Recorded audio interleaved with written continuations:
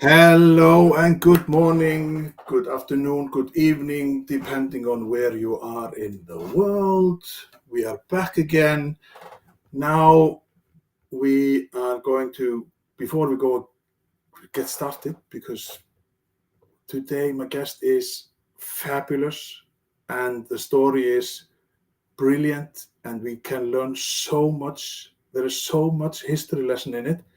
But let me remind you why inspiring conversations matter, because it's all about creating conversations that really matter. We are diving into ways to connect deeply, break down barriers, and build moments that inspire trust and growth. Whether it's with your team at work or in your everyday chats, we will bring more positivity, realness, and impact into the every conversation. So today I will be talking to a journalist, an author, and she has written this book, Hands of Gold, One Man's Quest to Find the Silver Lining in Misfortune.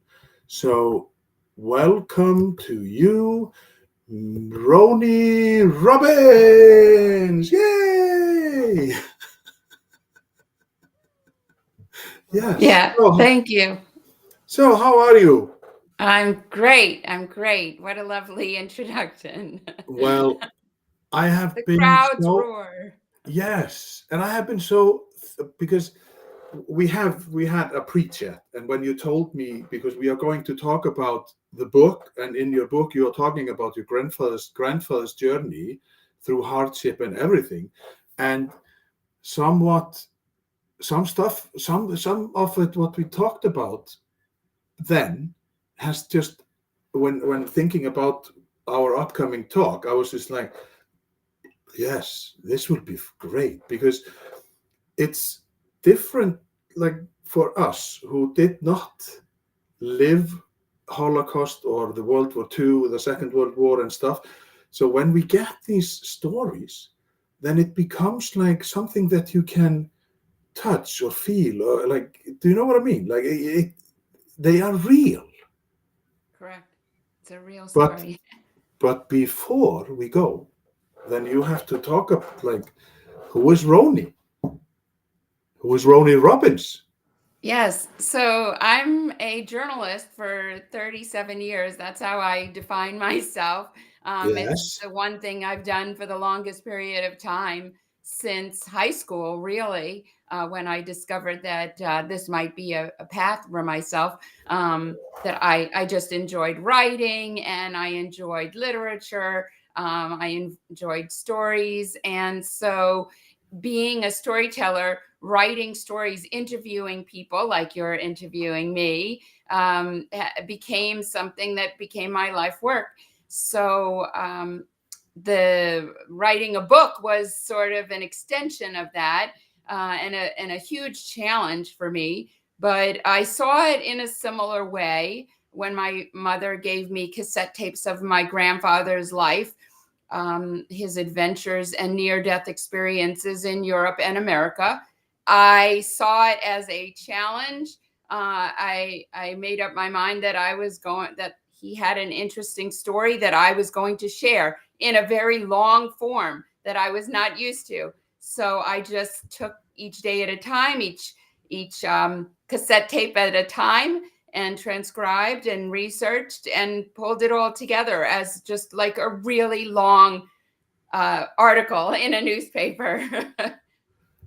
So there are some things. Okay, for the first, when you said you had been a journalist for 37 years, then I said, no, that can't be. We are only 29. What's happening here? Correct. But yeah, I started, yeah, you would think so. And then you But started talking about the cassettes. Then I was like, yes, yes, there I date myself. Yes. that So is it's that got is to be around the ages ago. 80s, 80s. Yes, it was ages ago that I started this project. It took me a long time. And I was determined as a writer who gets published to be published professionally versus just putting it out there on my own as self publishing and then making my friends and relatives read it. Yes. or my extended community read it, and how can they judge that it's any good? How do I know it's any good if I don't go through the selection process that is required from a publisher to put their name and support you, put their name on your on your book and support you as the publisher? So I held out for that. So yes, it's been a long journey. My own journey mirrors the journey that my grandparents took in that I used for the novel. But okay, transcribing cassette, like how many hours of tape? Like, do you remember how many tapes there were? Were they 60 minutes or were they 90 minutes or Nine, like, 90 90 minutes, minutes. So 45? 450. There were nine, 10. Let's see. It was 450 minutes. So I guess Wow. there were 5 double-sided, 4 double-sided. Yeah. How does that Wow. work out? Yeah, well, it's just mind blowing because it's not difficult to transcribe and listen, and so you must have been a lot of work. But you how when and when did you like finish the transcript and started to like go through the material and think, oh my God, like this is just because just the little bit that you told me about your grandfather's life was just, I was just blown away because how can you like live this Second World War and then go to America and then again, he has been like, but still he came up on top. I don't know about on top, but he fulfilled the mission that he set out to do, which was provide a lovely life for his family. Well, a lovely life for himself, more freedoms in America than he had in Europe. Um, Yeah, so just like any story that I pitch, I have to pitch as a freelancer or as an editor. When I was an editor, I had to consider stories and what makes a story.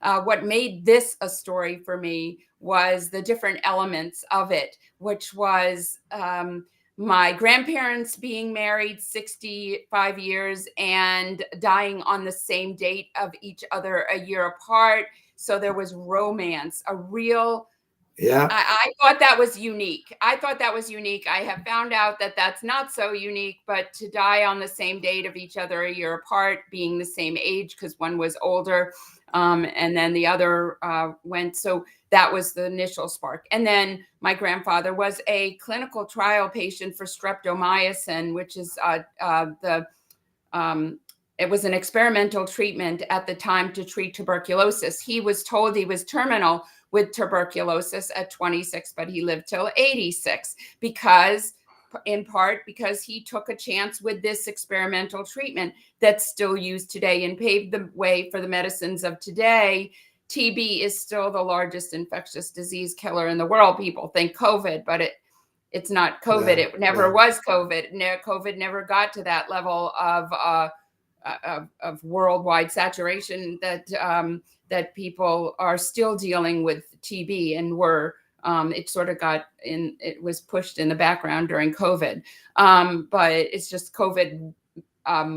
Many people got impacted by that here, everywhere. And then there was that part of it. There was the workplace shooting spree that he talked to the gunman. This was documented in a newspaper article for the New York Daily News, which coincidentally, irony is part of my name. I, Roni, is part of my name. So I say that I ended up freelancing for the New York Daily News at one point, probably when I was writing this book too. But the New York Daily News had a story about and it mentions that my grandfather spoke to the gunman. And in my novel, I take it further, and he saved people in the workplace shooting spree. There were 200 people there in rehabilitation from tuberculosis, trying to earn some money. So they were workers, and they were busy. And then a gunman came in and wanted his money and, threatened. And so there was that. And then there was the Holocaust. They lost most of their family in the Holocaust. They came here between the wars, my grandparents, but they had to learn about their family all perishing in the Holocaust. So where that brings up all kinds of guilt. Why didn't they do more? And there, but for the grace of God go I. It could have been them, but there was a lot to unpack once you start reading about what's going on, disbelief, that your whole family has perished, your parents, your siblings, most of them in Auschwitz concentration camp. So going on from there and building a life for themselves in America, which is where the land, was the land of opportunity, and so many more chances for making money here, except my grandfather had TB for so long. So my grandmother had to be a breadwinner at a time when women were not. So you learn about the history of Europe, you learn about the history of America, the Great Depression, the golden age of TV and radio, the unionizing, prohibition. It all is in the novel. So I take you through the life of a person that includes all those time periods. But Roni, you have said three things now, or mentioned. I'm just like, where to start? Yeah. The shooting, I know the story, but I was just like, should we start from there? Or should we start with TB? Or should we start with them traveling to America? It's just like mind blowing, because those three things, it's not like it's just like, oh yeah, I've been there, done that. It's just like mind blowing. So your book, Hands of Gold, Finding the Silver Lining in Misfortune. When did you publish it, and how has it been received? When people read it, what comments do we get? And then we can go from there, when they arrive to America and the hardship in Europe, because during the Great Depression and whatnot. But how, because it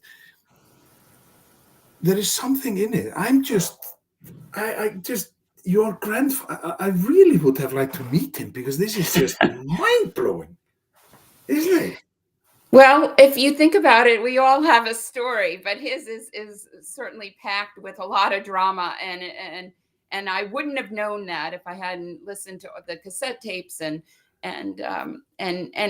again, I'm a storyteller, so all I needed was one spark, and then I was like, wait, there's all these other sparks here. So there were like 5 things that just aligned. And first I wrote a column about it for a paper that I was working for, a Jewish paper that I was working for. And I saw it as just leaving your legacy behind in this way of,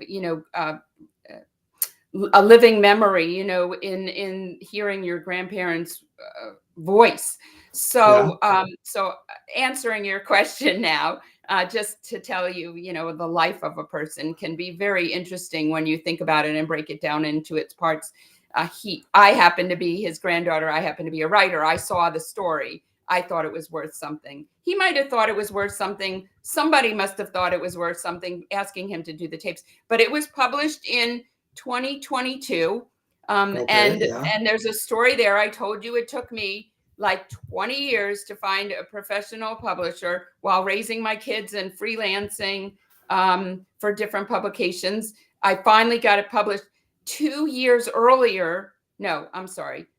2018, I got my first publisher. So there's a story there. I lost my first publisher after working with her for 2 years because of concerns that I had gotten an LLC. And why did I need an LLC? My publisher was concerned that, that I was trying to protect myself from anyone suing me, namely family members, because I didn't ask permission to move forward with my book. And I didn't want anyone suing me. I did change all of the names, and I made up stuff, and I made it fiction on purpose, that it should be known that some of this is not true. Much of it, I played with the facts, which I'm not allowed to do as a journalist. So 2018, first publisher, lost her right near the pandemic.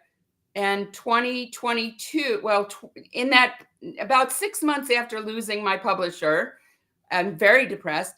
I found my second publisher, and she took it to the finish line, which was 2022, the beginning of 2022. So it's been out 3 years now. And it's still creating interest. It doesn't matter when it was out. It won six awards. I'm losing track now. 5 or 6 awards. And I mean, that's a good thing. Yes. And yes, I would have to count them, but I think 5 or 6 awards, and it's in the Holocaust Museum, and it was written in the Jerusalem Post, which is not easy to get any of that. So I continue to talk about the book and hope that, it takes off. That's the goal, right? That more people, that I get more hands of gold in more golden hands, I like to say. So just for the people who don't speak American, go ahead. Or Yes. No, you say NLL agreement. Sorry, LLC. Yes. LLC, Limited Liability Corporation. You create that, sort of, and I also have an INC. I created a business. I did everything legal. I don't want any problems. I pay sales tax okay. on the, I'm doing everything above board. So an LLC is a legal document that protects you from people coming after you. I don't know exactly. I'm not a lawyer, but there's certain protections. I'm a company. I don't want anyone suing me, and I was concerned about a family member suing me. So your other question was about the reception that it's received. So far, I haven't gotten sued. So I don't regret getting an LLC. I think that's the right thing to do, to check all the boxes, sign, make sure you're protected. I had heard about incidents where authors were sued, so I didn't want that. If you play with the facts, or you're touching on family, dirty laundry or family history, and you didn't get people to sign off on it, then, protection. So, but many people, even if they're not Jewish, if they're ethnic, if they're immigrants, relate to this book. You just substitute my family for your family, and I have heard that it resonates with others because they have an Uncle Joe that's just like this, or they had somebody in their family that were a trolley. He was a trolley driver. He accidentally killed somebody in a trolley collision, in an accident. A cobbler, he had a lot of odd jobs. So all you have to do is say you have one family member that did that at that time, and you're relating to my story. But it's every immigrant story. It's the same family dynamics, or ethnic. A lot of the ethnic families. If you're Christian, if you're Jewish, because Christians really care about what went on. They don't know this.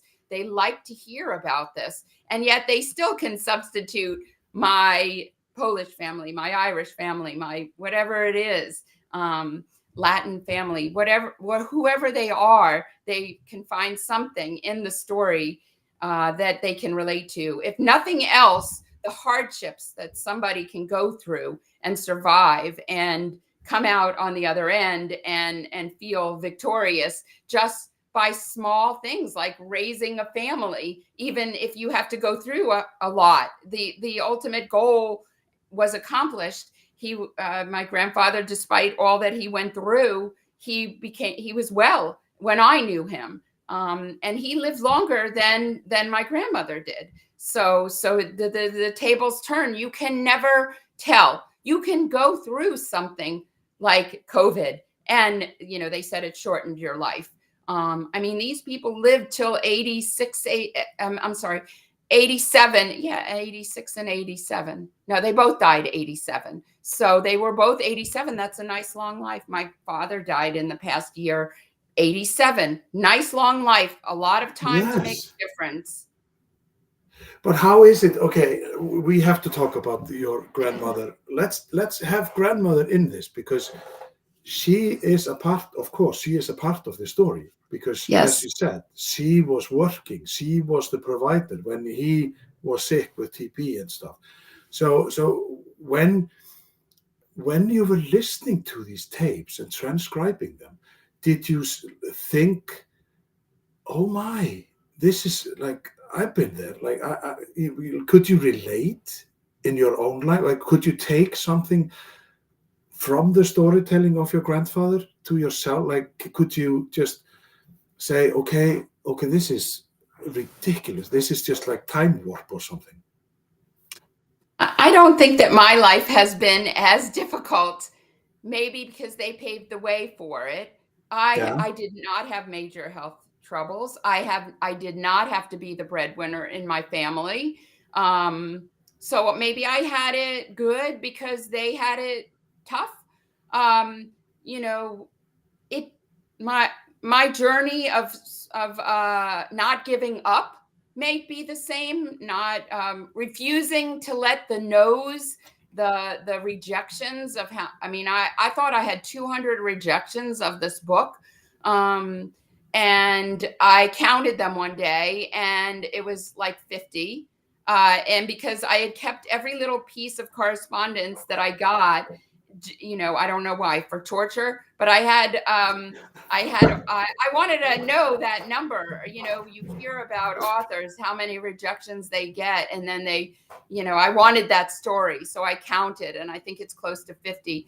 How many times can you hear no and say, I don't care. I'm going to hold out. I'm going to hope for a yeah, miracle here. And it takes a miracle sometimes, and persistence to make things happen. I mean, my grandfather left on foot from his country, and tried to get to America and ran out of money. He went back, and then he tried again, and then he got to America. So try and try again. If at first if first you don't the succeed, right? the word that pops into my mind is resilience. It's just like, Correct.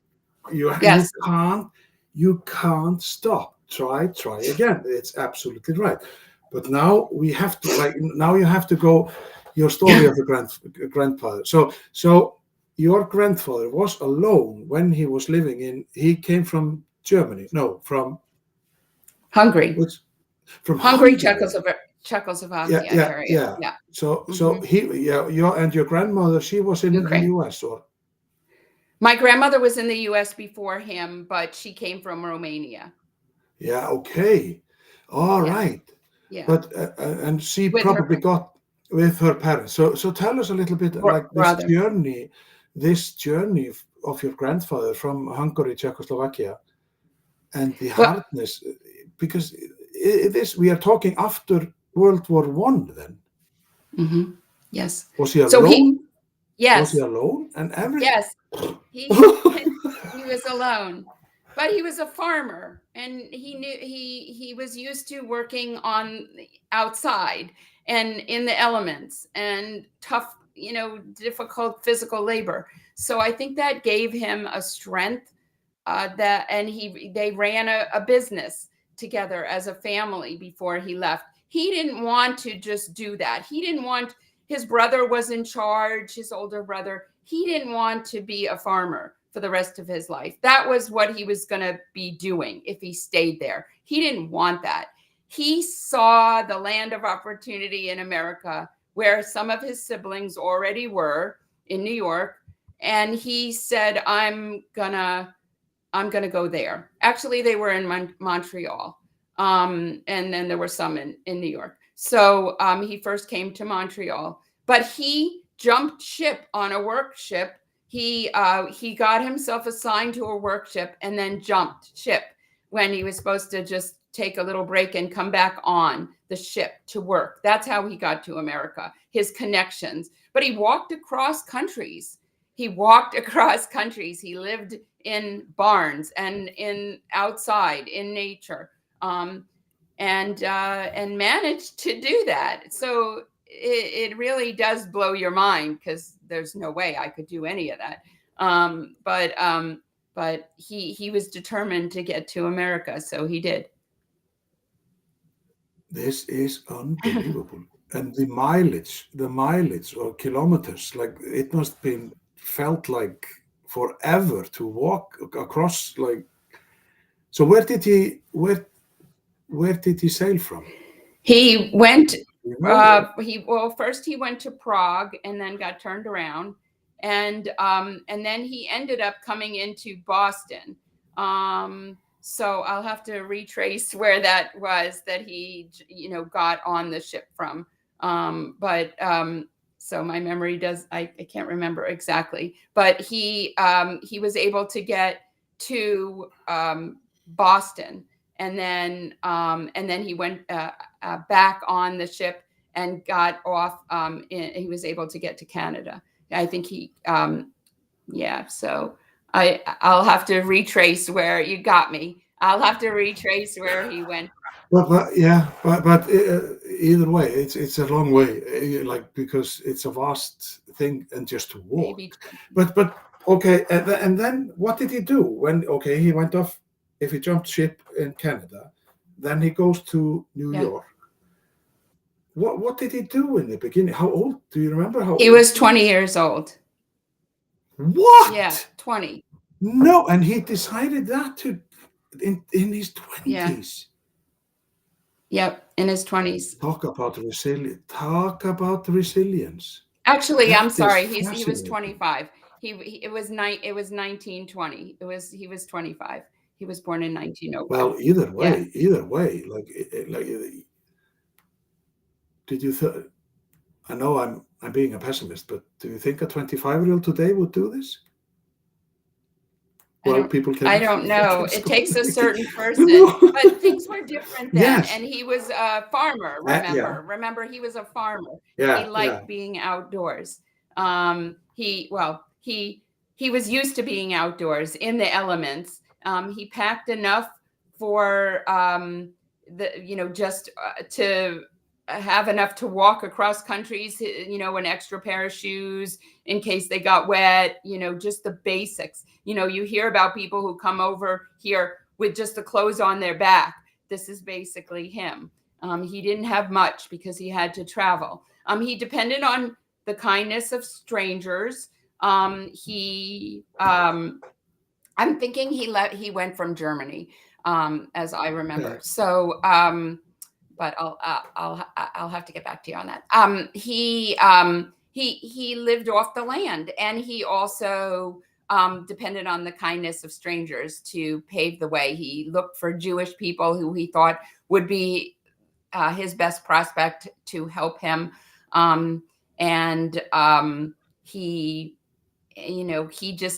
looked for empty barns and places where he wouldn't get discovered, because also I should mention that he was trying to escape being conscripted into the Czechoslovakian army. His father already had been taken, and so he needed to escape before he got to where they were going to come after him. So he didn't want that. So between his family situation, what his destiny was in Europe, and his and the conscription, he was running from the law, from the government, so there was a lot at stake for him to do this. This is what propelled him. And then he comes to New York. When was it? The Great Depression started in, what was it, 23 or something? Or was it started already? I thought it was 30s. So what did he do in New York? Like, what did? So he was he found work as a cobbler, and he also found work waste disposal. Okay, and he was a trolley driver. I think that may have been later on, but he did odd jobs. And remember, he got TB soon after he got here, and so he so he was in the hospital. He was in the hospital and rehabilitation for a long time, in and out of the hospital. And he met my grandmother in Montreal. With his boss introduced them. His The cobbler boss introduced him, and so there were literal sparks. It was winter, and there was literal sparks. You know how things get static energy, Yeah. and so I played with that. And it was love at first sight, maybe for him anyway. And then he got sick, but they had gone out, or they were planning to go out, and then she came to the hospital to visit him, and she was there, and she would tell him, I'm here, I'm here. And when he woke up, the medical folks, the doctors, told him that she was there. And so she was by his side when he was sick, and he was in a coma. And I mean, she waited around for him. Well, and that is all. How did she not get infected? I imagine that they were very protective of her. Yeah, this is unbelievable. And then I don't know how close she got either. no, but how? And Okay, they then. also took a while to figure out that he had TB too. So this was very much at the beginning. And at that time, they did isolate people, didn't they? Yes, but I don't think they Yes. knew originally what he had. No, yeah. But how? Okay, then they get like madly in love. So how many kids did they get, and whatnot? Like how, and life They had, continues. But he was yes. really affected of the TB. Yeah, but he was in and out of rehab. So I guess when he was out of rehab, they had babies. And there were a few, and like one of the children he never spent any time with. I mean, he pretty much learned about her through the window. Yeah, His wife held up the baby. Here's your baby, and she there was, I know that for sure that she felt deprived of her father's time. But yeah, and then they had 5 children, but they lost one, which is in the book too. He had leukemia, but that was as a grown child. So they get through everything, and then they lose a child. An adult, a young adult, that didn't get to live his full life. My grandfather had TB, survived a workplace shooting, and then he gets to live a long life. But certain diseases, I guess, the leukemia my uncle got. So and so then he has to deal with that, losing his whole family in the Holocaust. And how do you maintain? How do you go on after so much loss and so much difficulty? Because you do. and at that time, you did not talk about your feelings, Correct. and you did not, like, you just had to, you like, he must have kept them inside, because losing a kid, that must be like, back in the days, maybe it was like you didn't get too close to the kids because they could die at any point. Like, but Right. it is heartbreaking. Right. But when I think that he turned it around, when he was finally well, he spent a lot of time and was very loving and nurturing, and he tried to make up for it. They were really very much involved in their family life. That's what they centered on, and that's what mattered. Yeah. And That so, and religion. yeah, and what did they then? What was it that kept them going? What did he work on then after he got well of TB? Or probably he was maybe 80% or something, but he could work and live. What did he survive on, or what was his employment? Well, my grandmother, I said also, they were tailors. He was mostly he was a supervisor and he was a trolley. I told you he was a trolley Yeah, driver. He was a supervisor in the rehab center. And he was so he earned money that way, and they created uniforms. So my grandmother did that. So they had two incomes, and then at a certain point, my grandfather was able to support the family, being a trolley driver, and then also they were tailors. So I don't get into Okay. all of that in the book. No, no, no, no, no, no, no. It's just more. I'm just thinking about the like when you were listening to the tapes. How did he talk about the like going from one culture to another culture, where, as you mentioned, that the guilt about the Second World War, losing all his family, maybe in that sense. Like, did he ever talk about adversary in the US getting there, or was he was he that kind of person that just, well, take one for the team, or like, do you know what I mean? Like, because when you meet people who don't like you, I'm just thinking about today, because what is happening, that immigrants, they are ill received, they are a nuisance or whatnot.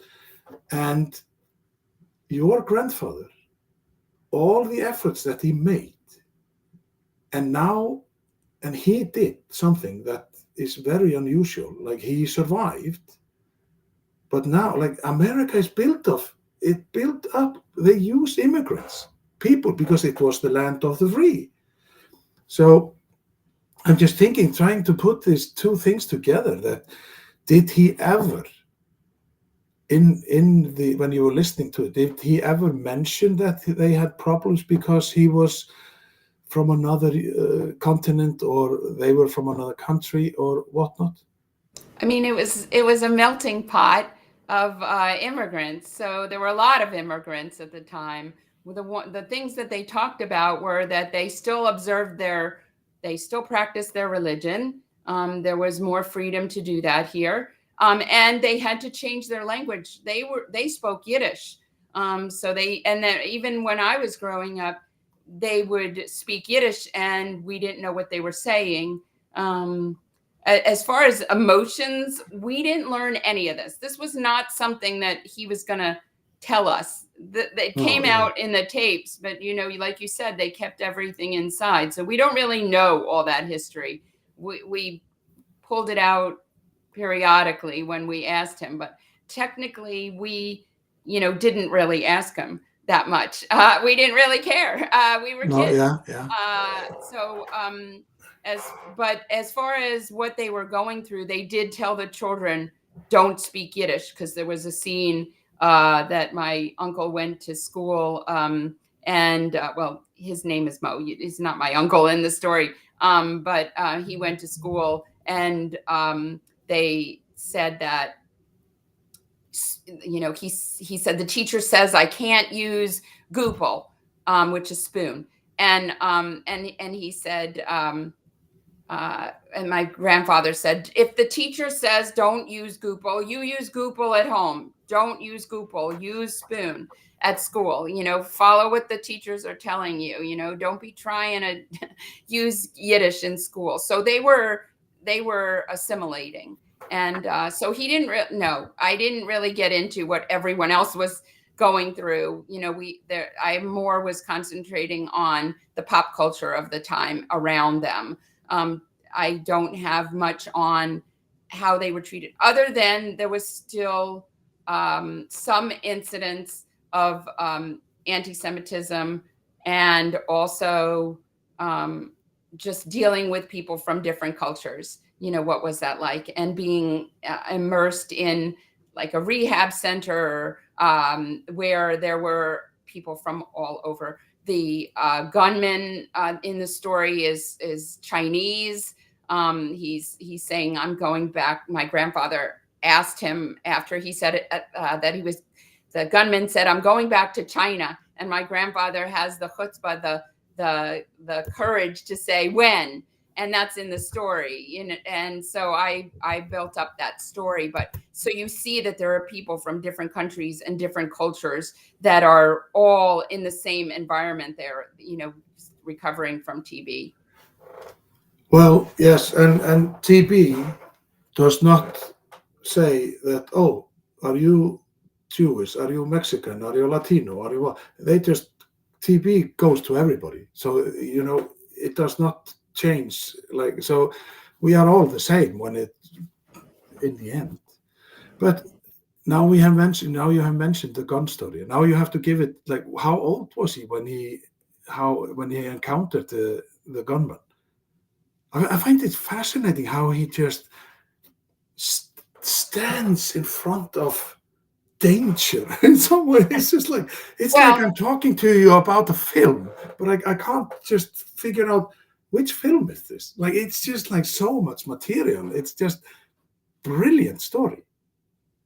well, this was, I'd have to do the math, but it was 1953, so he was already older by then. So he, like I said, he went through TB for quite a long time, in and out of the rehab centers and hospitals. It's not something that's a quick fix to get over, and he was taking this experimental treatment that had, you know, had never been used before. So they were doing experiments, you know, Yeah. they were following him as a clinical trial patient. So it's a several year process. But it was in the 1953 when this incident happened. And, you know, when you go through where somebody tells you you're going to die, you know, and you see violence in your country that you came from,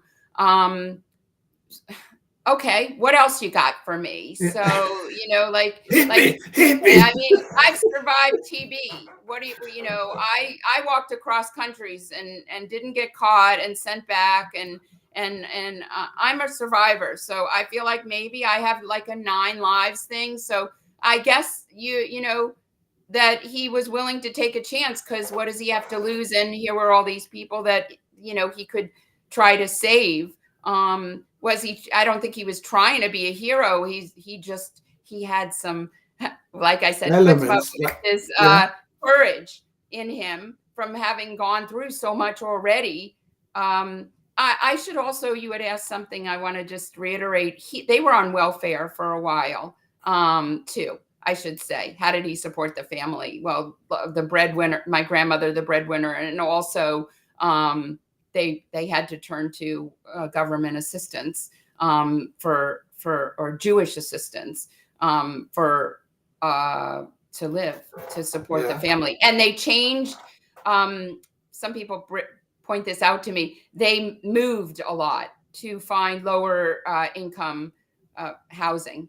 And they were very 7 people in a family, so they were in close quarters, and they shared with relatives too for a while. So they were all in very tight spaces. You know, you didn't have much privacy, and you shared bathrooms, and you know, so my life is so luxurious Yeah. Yeah. you Yeah. know, compared to that. Never had to move in with family and share, you know, be in such confined spaces, except for maybe hotels and all. How? Because I want to finish the gunman story. Sorry, gunman. How long did it take him to convince him to let everybody go? Like, did he have any recollection of that, or just did he? Well, he did not tell him. Yeah, well, then go to China. Well, he said when, which was enough. You know, he was not. That's not like helpful. You're egging on the gunman, Yeah, but yeah, yeah. Because he that was is like, able to throw him off, maybe to the point where he could wrestle him to the ground and get the gun out of. And he had already shot somebody. He shot oh, there was a security guard. So yeah, it's in the New York Daily News story, but I played with it. So my grandfather in the real story just talked to the gunman as the supervisor. The man had come back to get his paycheck. He was fired, and he was disgruntled. So he was, and he had a gun. So and the real story is that he was able to, the police were able to get him to get there and help. So my grandfather didn't exactly save lives in the real story, but in my book, he did. Well, he confronted the man. Yeah, he confronted. And this, like, okay, what can you bring? It's just like open his arms and just like, give me the best you got, like, because he has done all. But as time comes to closure, like this book and everything that you have been talking about, like my brain is just, there are so many coincidences in what you are saying to the world today. Yes. And I'm just like, how is that possible? Because there are his adversary, he getting support with, like they were a family of 7, nothing wrong with that. It's just like you need to get supported, then you can build your own life. And they get, like, then they build their business in the tailoring business and stuff. How, when you look at your book and you have it in your hand and you compare it to our life today, and this, whatever ever is happening, war over there, and like people laid off over there and stuff, and this notion of, yes, we need your children, we need to reproduce, like we need to get children to continue the economy and stuff, but if you don't get help in troubles, like there are so many things that my mind is just one question mark. I'm just like, there are so many similarities today. Do you know, like, have you ever thought about it for the 3 years or the time, like now as we are talking, 23rd of April 2025, and you are just telling me these stories and I'm just, oh my God. And then this is happening today in our life. And then you say something else, and I'm again like, oh my God, and this is happening. So how is your experience with this? So I don't think I knew any of this or really thought about whether history would be repeating itself. Remember, I started on this, 20 years ago, or so, more than 20 years ago now. And when my youngest, who's turning 25, was an infant, I started, and I stayed home from journalism to full-time journalism to raise my kids. And so I freelanced and I raised my kids and I wrote this book. So I didn't know, or did I think about the relevance or how history would repeat itself. I didn't know about that COVID was going to come and be a reminder of TB. Because they're both upper respiratory illnesses. I think that was the biggest thing in my life in terms of something that impacted a lot of people, and myself included, and how risky that is to your life. And we survived it. But as far as history repeating itself, who could have ever predicted that the Holocaust would come again in a small form in Israel? That's just been 2 years ago. So my book was already out by then, October 7th, 2023, when there was mass killings of Jews in Israel and hostages taken that are still in captivity. So some are still in captivity, and we're still working to get them out. But I could not have known that. I could not have known about COVID. The wars. In my book, I talk about that Russia seems to like to fight.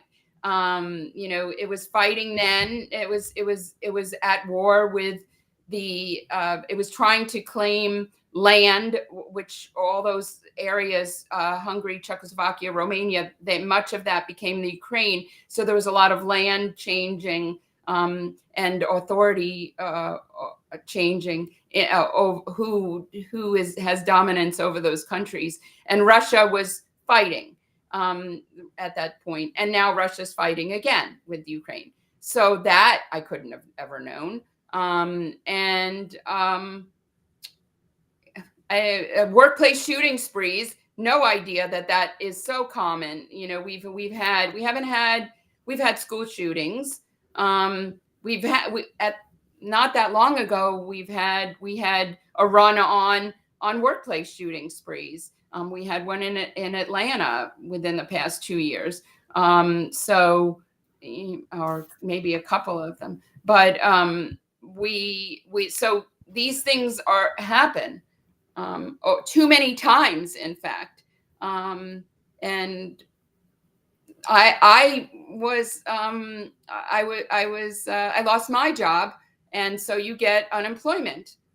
So I wasn't hurting. Probably I wasn't trying to support. Yeah, I have 2 kids, but it's not the same. My husband has a job, so it wasn't like the main breadwinner didn't have a job. Or that I had to go back to work because we didn't have enough to survive, with me not working full time, because we had done it now twice. So it's a different story. But for me, war is just a crap, because there are always innocent people that die. But well, coming from an isolated island, and we have never had anything like that is a matter of opinion. But in my mind, listening to your story about your grandfather and all the things he went through, it's like we never learn. Why is it that we can't just say, is this what we want? Why are we doing this stuff? And here you have a hero. Well, could we say he's a hero? Yes, we can say he's a hero, because in the age of 25, dodging, like getting out of his country because he doesn't want to go to the military or be drafted or whatnot. Like, it's just, when will we learn? Because this is horrible in any shape or forms. I don't know how much of it is hatred, how much of it is arrogance. It's definitely hatred. Some of the words are just hatred or fear of of differences, or I can't really understand some of it. Some of it is dominance, taking authority over others, being in charge, being at the top and making all the decisions. So it's scary. It's scary now. It was scary then. And yet I should also say, what is your choice? What is your choice in any of this? This is all going on around us. You could just, curl up in the corner and refuse to move. I mean, when 9/11 happened here, I was afraid to go outside. If I heard an airplane, I was, cowering.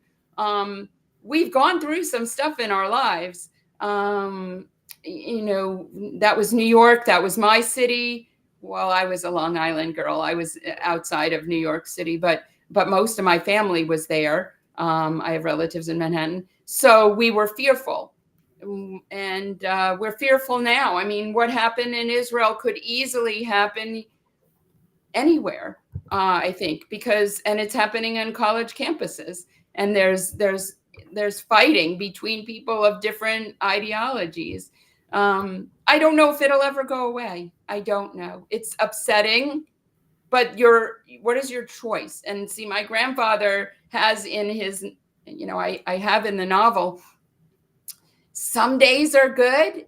And he described it like a cupcake, or a piece of cake, chocolate cake. Sometimes the chocolate, if it drops, if your piece of chocolate cake, which is just luxury and sweet and beautiful and happiness, sometimes if it falls and it lands with the chocolate side up, that's great. And sometimes it's not going to land with the chocolate side up. It's going to go down flat. You're losing all of your chocolate. So there goes your happiness, but your joy. But get over it, basically. And you just got to hope that there's more days where the chocolate side is up than the chocolate side is down, right? So I have a chapter that talks about that. More good days than bad. That's all you can do. And I like to say that my mom is a good example, and this is his child. So maybe it's genetic. I don't seem to have this ability, but she had COVID. My mom had COVID and poison ivy at the same time. She didn't tell me that she had them both at the same time. I didn't know. And then when I found out, I was like, what? Like I had poison ivy, which funny thing is, irony, I had poison ivy first, and that opened me up with the steroids to the COVID, I believe, to COVID. And traveling, I got it, and to New York. And but so I asked her, I said, and then she got bit in the face by a bee. And so I asked her, I said, Mom, how do you go through all this? And she just giggles. She giggles like you're giggling, like you're laughing. Like, what? She said, what am I supposed to do? I mean, like, basically, like,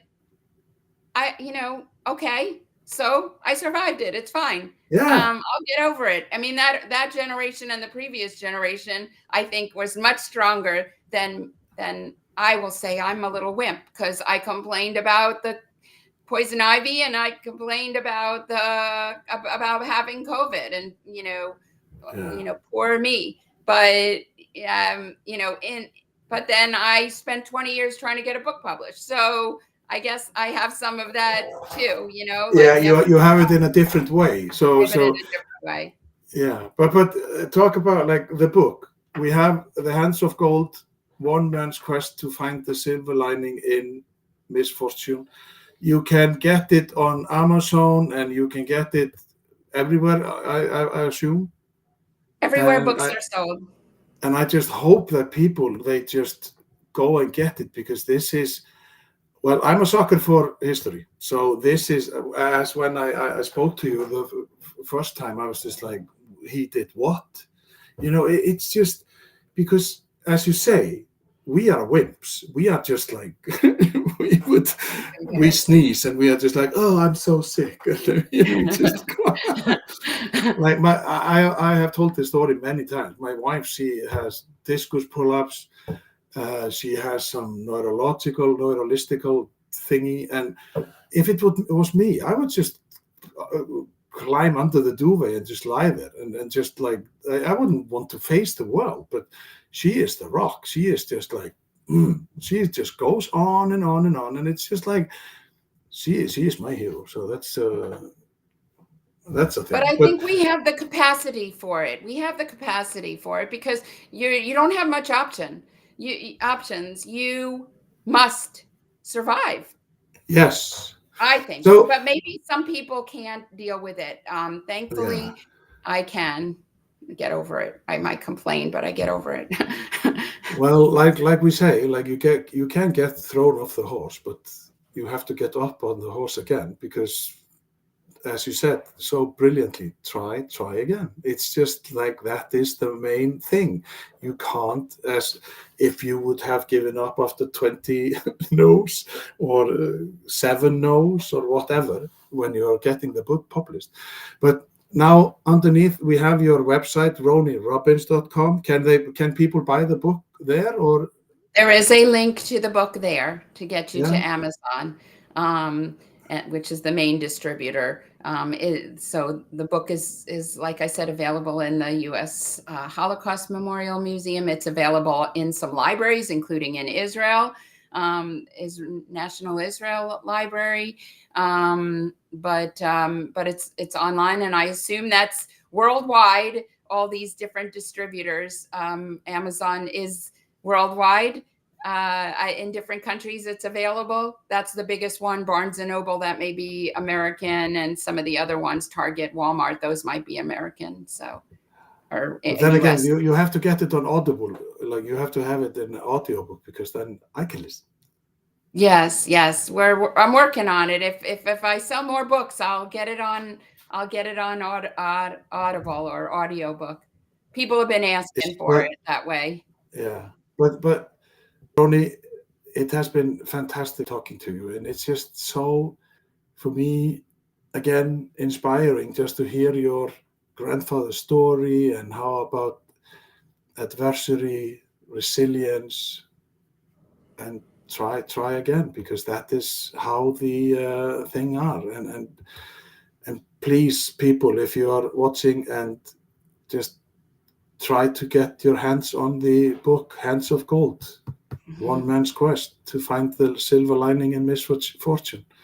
And just a reminder before we sign off, next Thursday I will have Dr. Nia D. Thomas on, and we will be talking about the power of self-awareness, building respectful and creative working relationships. But Roni, just thank you, and I like, I'm blown away. I don't like, it's just, I love the history, and I love how he, 5 kids adversary, and then it duplicates. You have 2 kids and you have gone through stuff, okay, even though you don't say, like, but 50 knows. But you have the book. You have published the book. Yes. So it's just like, I thank you from the bottom of my heart, just Oh, giving time for this, and just giving me a little inspiring thing about history and everything. So thank you. thank Appreciate